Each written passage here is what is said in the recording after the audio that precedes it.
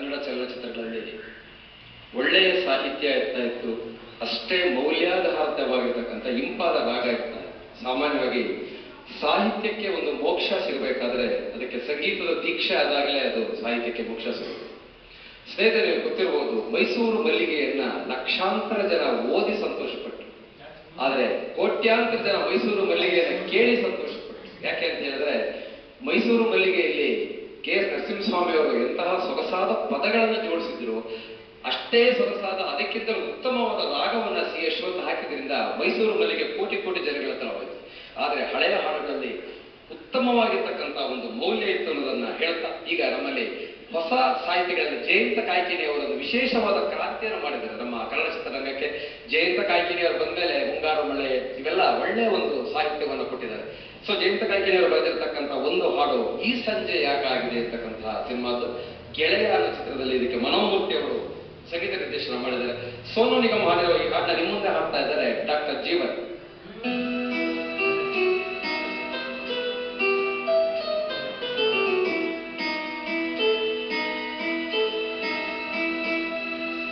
ಈ ಸಂಜೆಯಾಗಿದೆ ನೀನಿಲ್ಲದೆ, ಈ ಸಂಜೆಯಾಗಿದೆ, ಈ ಸಂತೆ ಸಾಕಾಗಿದೆ ನೀನಿಲ್ಲದೆ, ಈ ಸಂತೆ ಸಾಕಾಗಿದೆ, ಏಕಾಂತವೇ ಆಲಾಪವು, ಏಕಾಂಗಿಯ ಸಲಾಪವು, ಈ ಮೌನ ಬಿಸಿಯಾಗಿದೆ, ಓ ಈ ಮೌನ ಬಿಸಿಯಾಗಿದೆ, ಈ ಸಂಜೆಯಾಗಿದೆ ನೀನಿಲ್ಲದೆ, ಈ ಸಂಜೆಯಾಗಿದೆ.